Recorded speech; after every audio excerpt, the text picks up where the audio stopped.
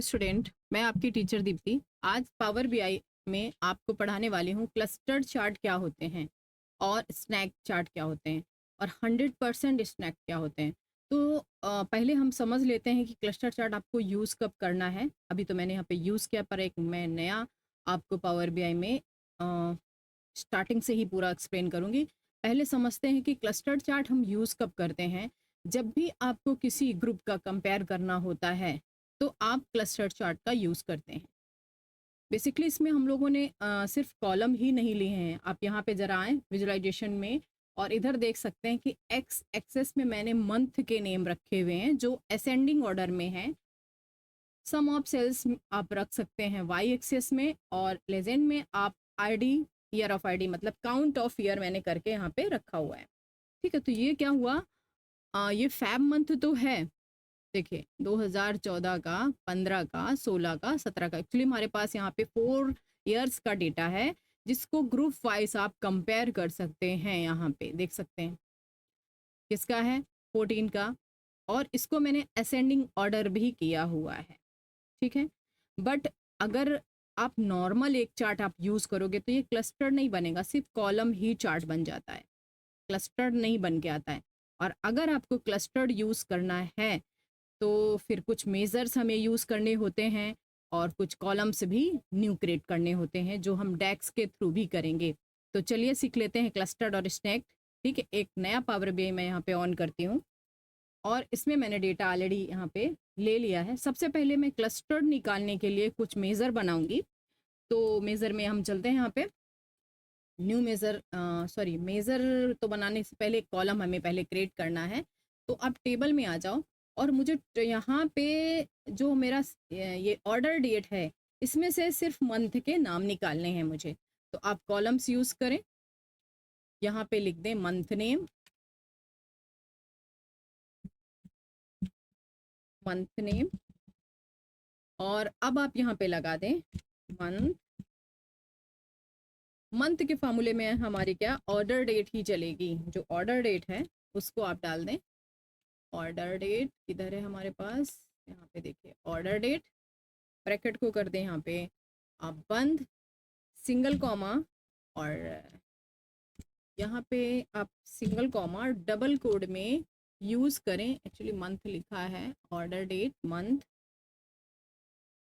और मुझे चाहिए क्या यहाँ पे, मुझे सिर्फ निकालना है ये, आपको मंथ निकालना है। तो सॉरी उसके लिए तो हम फॉर्मेट यूज़ करेंगे, अभी तो सिर्फ मुझे क्या चाहिए, मंथ चाहिए। यहाँ पे ऑर्डर डेट ऑफ मंथ, तो यहाँ पे आपका मंथ आ गया। इसका मंथ नहीं, मैं मंथ का नेम नहीं, सिर्फ मंथ लिखूंगी, मंथ नेम नहीं लिखूंगी। यहाँ पे मैं मंथ लिख देती हूँ। तो आप अपने कॉलम का नाम चेंज कर लें। अब मुझे ईयर भी चाहिए, देन यूज़ न्यू कॉलम्स, यहाँ पे आप यूज़ करें। ठीक है, एक नया कॉलम आप ले लें और यहाँ पे लिख दें आप मंथ आईडी भी यूज़, नाम कुछ भी आप रख सकते हैं जो आपको प्रॉपर लगे वहाँ पे। ईयर आईडी मैंने लिख दिया और इसमें भी आपको लगाना है ईयर का फंक्शन, और सॉरी सॉरी बहुत सारा आर आर आ रहा है, ये हमने टैप करके प्रेस कर दो तो आ जाएगा आपका। ठीक है, ऑर्डर्स में जाने के बाद अभी आपको यहाँ पे देना है ऑर्डर डेट और बंद कर दीजिए इसको। अब आपका यहाँ पे ईयर भी काउंट हो गया, ये देखिए। ठीक है, अब मुझे मंथ के नाम निकालने हैं। तो मंथ के नाम निकालने के लिए यहाँ पे आपको यूज़ करना है एक नया कॉलम, और नए कॉलम में मुझे यहाँ पे क्या चाहिए,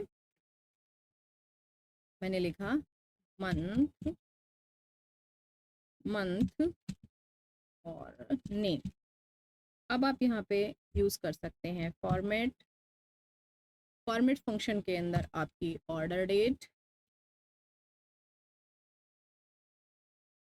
ऑर्डर डेट के बाद आप कॉमा, यहाँ पे कॉमा, और डबल कोड में यहाँ पे लिख देंगे MMM, और फिर ब्रैकेट आप बंद करेंगे इस तरह। तो आप देख सकते हो यहाँ पे आप मंथ का नाम भी निकाल सकते हो। ये मेज़र मैंने, ये कॉलम मैंने डेक्स के थ्रू यूज़ किए हैं। अभी मैं आपको दिखाती हूँ यहाँ पे कि हम किस तरह यहाँ पे क्लस्टर्ड चार्ट को क्रिएट करते हैं। तो चलते हैं हम लोग रिपोर्ट व्यू पे, ये टेबल व्यू था। अब हम रिपोर्ट व्यू में आते हैं और एक क्लस्टर्ड चार्ट को हम ऑन करते हैं। यहाँ पे क्लस्टर्ड चार्ट में आपको रखना क्या है, क्लस्टर्ड चार्ट में मुझे यहाँ पे देना है मंथ का नाम, ठीक है, और एक्सेस वैल्यू में मुझे देना है सेल। लेजेंड आप किसके बेस पे निकालना चाहते हो, categories, then use categories, region, then use region, या फिर जो भी आप दिखाना चाहो। तो मैं यहाँ पे अगर कैटेगरीज रख दूँ तो आपका आ जाएगा। आप देख सकते हैं यहाँ पे ये क्लस्टर्ड आपका निकल गया। एक ग्रुप वाइज आप पूरा देख सकते हैं यहाँ पे कि किस तरह यहाँ पे हमने ग्रुप को अलग किया और उसमें से डेटा को मैंने फिल्टर कर लिया। अब अगर आप इसको असेंडिंग ऑर्डर करना चाहते हैं तो यहाँ पे क्लिक करें, शॉर्ट एक्सेस में जाके इसको कर देंगे असेंडिंग ऑर्डर। तो देख सकते हैं फेब, जैन, इधर आ रहा है आपका अप्रैल, जुलाई, ठीक है। इस तरह हम यहाँ पे देख सकते हैं कि ये आपका असेंडिंग ऑर्डर में भी डेटा आ सकता है, ठीक है। ये इसके थ्रू असेंडिंग हो रहा है, देख सकते हो। ये सब आप यहाँ पे कर सकते हैं, बट आपको अगर ये असेंडिंग करना है तो मैं एक बार बोलती हूँ मंथ में आप चले जाएं, मंथ के नेम में, मंथ के नेम में जाने के बाद शॉर्ट में जाके जो भी मंथ का है आपका नेम, मंथ नेम, मंथ ही नेम है ना हमारा ये मंथ, ठीक है। यहाँ पे ही क्लिक करके देखते हैं हम, जरा कुछ दिख रहा है क्या, ऐसा नहीं। तो मंथ नेम में हम क्या करते हैं, एक मिनट में फिर से इस पे जाती हूँ 3 पॉइंट में, इसमें असेंडिंग ऑर्डर ऑलरेडी क्लिक ही है हमारा, कॉलम्स,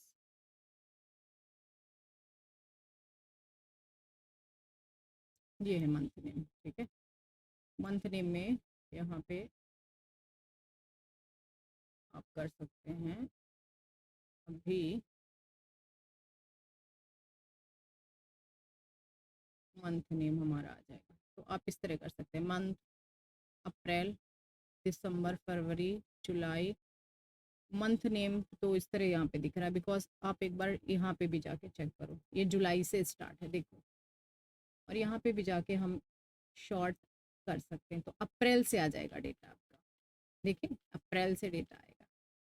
तो इस तरह ये क्या करेगा, ए से डेटा ले के आएगा, अप्रैल के बाद फिर बाद जो भी मंथ होगा वो डेटा आएगा। तो ये आप फिर यहाँ से आप कर सकते हैं शॉर्टिंग, डिसेंडिंग, असेंडिंग, जो भी करना चाहें वो डिपेंड आपके ऊपर करता है। तो ये ग्रुप वाइज डेटा होता है जिसको हम लोग अलग अलग कंपेयर करने के लिए क्लस्टर्ड चार्ट का यूज़ करते हैं। अगर आप ये कॉलम्स नहीं बनाते तो ये आप फॉर्मेट इस तरह का क्लस्टर्ड यूज़ नहीं कर पाओगे, ठीक है। अगर मैं अभी आपको बोलूं कि क्लस्टर्ड चार्ट मुझे सिर्फ दो 2014 और 15 का ही डेटा कंपेयर करना है बस, तो फिर आप क्या करेंगे।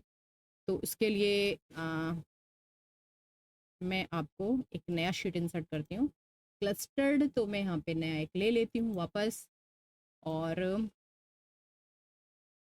अब मुझे यहाँ पे क्या करना है, अभी तो फ़िलहाल आप मंथ डाल दीजिए और सेल्स की वैल्यू वैसे ही डाल दीजिए जैसे डाली थी आपने, और फिर से यहाँ पे डाल दीजिए क्या देखना था आपको, कैटेगरीज या जो भी, तो वही सेम है। पर मुझे यहाँ पे सारे साल के नहीं चाहिए, यहाँ पे देख रहे हो ना, आपको पूरे नहीं चाहिए भाई, मुझे क्या चाहिए, सिर्फ 2 साल का ही डेटा चाहिए। तो आप एक मेज़र यूज़ करें, मेज़र के लिए मेज़र में जाएं, और मेज़र में जाने के बाद यहाँ पे आपको लिखना है जिस साल का आप डेटा निकालना चाहते हो वो साल लिख दिए। तो मेरे पास क्या है, 2015, 2015 की सेल, ठीक है। और यहाँ पे 2015 की सेल्स में जाने के बाद आप यूज़ करेंगे, हम यूज़ करते हैं यहाँ पे सेल्स, सेल्स तो लिख लिया। कैलकुलेट करना है हमको, तो कैलकुलेट फंक्शन आप यूज़ करें, और कैलकुलेट के बाद आपको यहाँ पे यूज़ करना है, क्यों, हम टोटल निकालने जा रहे हैं तो हम लिखेंगे सम। अब किसका हमें सम करना है, टेबल का नाम क्या है, तो ऑर्डर्स टेबल में से आपको लेना है सेल्स की ही वैल्यू, ऑर्डर्स टेबल में हमें लेना है सेल्स वाला कॉलम, ठीक है। ये हमारा हो गया। फिर इसके बाद आपको ब्रैकेट करना है बंद, सिंगल कॉमा देना है, और यहाँ पे आपको देना है क्या, वापस से ऑर्डर्स में से जाओ, ऑर्डर्स में से जाने के बाद आपको यहाँ पे जो मैंने एक फंक्शन लगाया था ना, कौन सा फंक्शन लगाया था, एक फंक्शन मैंने लगाया था ईयर आईडी करके, आप उसको ऑन कर लें यहाँ पे, ऑर्डर ईयर आईडी, ठीक है। और इसके बाद इक्वल करके आप बता दें कि आपको किसका डेटा चाहिए, तो मुझे चाहिए 2015 का, और ब्रैकेट करें बंद, इंटर कर दें, ठीक है। अब ये चार्ट में हम आने के बाद मंथ नाम निकालने के बाद हम यहाँ पे एक्सेस लाइन में इसको डाल देते हैं। देखिए किसका आ गया, 2015, और कंपेयर किसके साथ करना है, 2016 का। तो अब यहाँ पे मुझे आपको दिखाना था कि मैं जो भी डेटा मैंने लिया है उसमें से 2016, 15 और 16 का कंपेयर कैसे करेंगे। तो पहले तो आप मंथ नेम यहाँ पे एक्सेस लाइन में रख दो, और जो आपका ये वाई एक्सेस है इसकी फील्ड में आप 2015 भी रख दो और 2016 भी रख दो, ठीक है। तो यहाँ पे हमारा दोनों फील्ड आना चाहिए, ठीक। क्या आ रहा है यहाँ पे, 2015 और 16, 2015 और 16, ठीक है। तो 2015 और 16 का डेटा आपके पास यहाँ पे आया हुआ, टूल टिप में एक्चुअली यहाँ पे आ गया, यहाँ पे ही रहता है वो डेटा। मैं अपनी दूसरी वाली शीट में आपको क्लियर दिखा देती हूँ किधर रहेगा। यहाँ पे देखिए sum of sales, sum of sales भी रख देते हैं तो फिर प्रॉपर देखते हैं उसको। एक मिनट, चलते हैं हम यहाँ पे आपके डेटा में, इसको निकाल देते हैं, पहले सारे टिक निकाल दो, मंथ के नेम रखो और टोटल ऑफ सेल्स भी रख दो यहाँ पे। इसके बाद आप टूल टिप में कुछ भी नहीं रखा, 2015 और 2016 का डेटा रख दो, ठीक है।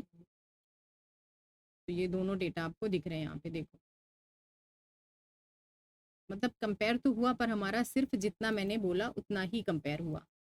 आपका एक और जो साल था, आप यहाँ पे देखिए आपके पास कितने ईयर थे, 2017 भी था, शायद 14 भी था, हाँ ये देखिए आप फिल्टर करके डेटा को देख सकते हैं। तो आपके पास मल्टीपल ईयर ऑफ डेटा है जिसमें से आप सिर्फ 2 साल का ऐसा कुछ निकालना चाहते हो तो भी ये आप ऐसे यूज़ कर सकते हो। इसके लिए आपको जो मेज़र यूज़ करना पड़ेगा वो मेज़र है आपका यहाँ पे लगा हुआ, आप इसका स्क्रीनशॉट ले लीजिए ताकि ये फार्मूले आप यूज़ कर सकें, ठीक है। Calculate of sum, order sales और ऑर्डर ऑफ ईयर, ये वाला पहले आपको कॉलम से निकाल लेना है, वो भी मैंने दिखाया है कि कॉलम में कैसे निकालेंगे।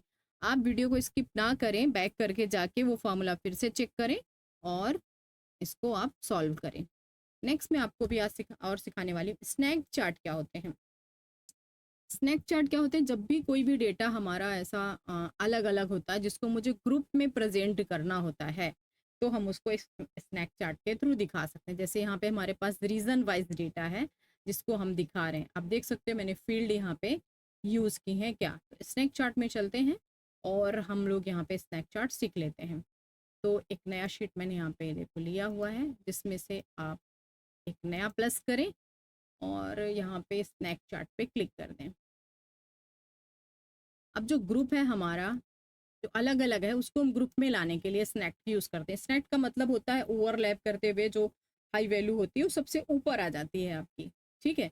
तो अभी सबसे पहले आपको क्या करना है, मैंने यहाँ पे दे दिया सपोज कैटेगरी और सेल्स, दोनों चीज़ें डाल दी, ठीक है। कैटेगरी और सेल्स भी डाल दिए। लेजेंड में हमें यहाँ पे दिखा देना है, आप सब कैटेगरी से दिखा सकते हो, रीजन वाइज भी दिखा सकते हो। तो जो हाई वैल्यू आपकी होगी वो आपकी सबसे फर्स्ट पे आ जाएगी, समझ गए आप, जो हाई वैल्यू होगी वो फर्स्ट पे आती है। तो इस तरह ये क्या करता है, स्नैक्ड बन के आ जाता है, हाई वैल्यू आपकी हमेशा ऊपर रहेगी। बट इसमें भी स्नैक्ड में भी 100% स्नैक्ड चार्ट होता है जो परसेंटेज वाइज दिखाता है कि आपका किस रीजन से कितने परसेंट का सेल हुआ है। तो दोनों में डिफरेंस बस ये है कि ये क्या है, 100% नहीं है, ये देखो इक्वल नहीं है, दोनों के जो बार हैं कॉलम्स हैं ये अलग अलग साइज के हैं। अभी मैं अगर 100% स्नैक्ड ऑन करूं और इसमें भी मैं वही वैल्यू डालती हूँ, क्या मैंने डाला यहाँ पे कैटेगरीज, सेल्स और रीज़न, तो आप देख सकते हो यहाँ पे ये 100% है बट यहाँ पे आपको परसेंटेज भी शो करेगा। क्या दिख रहा है, 30.14% इसका सेल्स है। फिर इसके बाद 17.79% है। तो समझ में, आई होप आपको आ गया होगा कि हमारा 100% चार्ट का मतलब क्या होता है। मैं क्लियर बता रही हूँ आपको, 100% चार्ट का मतलब यही होता है कि आपके जो कॉलम्स हैं वो प्रॉपर इक्वल होंगे, बट उसमें परसेंटेज एक अलग से इंक्लूडेड होगा, जिससे आपको पता चल जाएगा कि जो कैटेगरीज, जो रीज़न हमने यूज़ किए हैं उनके टोटल और परसेंटेज कितने हैं। ठीक है, तो इसी तरह हम यहाँ पे क्लस्टर्ड और हमने सीखा आज स्नैक चार्ट। नेक्स्ट वीडियो में मैं आपको एरिया वाइज चार्ट और एरिया वाइज स्नैक्ड चार्ट और 100% एरिया चार्ट पढ़ाने वाली हूँ। तो चैनल को सब्सक्राइब करें नेक्स्ट नोटिफिकेशन के लिए। अपने दोस्तों को भी, फ्रेंड्स को भी शेयर कर सकते हैं। जिनको पावर बीआई फ्री सीखना है वो चैनल से जुड़े रहें और सीखते रहें ये कोर्स। मैं आपको बता दूं कि मैं डेटा एनालिटिक्स का फुल कोर्स यहाँ पे पढ़ाऊँगी। तो चैनल को सब्सक्राइब करें, शेयर करें, और अगर आपको कुछ भी डाउट है तो प्लीज़ मुझे कमेंट करके बताएं कि आपको क्या डाउट है और आप क्या और सीखना चाहते हैं पावर बीआई में, क्या आपकी क्वेरी है। ठीक है, ओके, थैंक यू।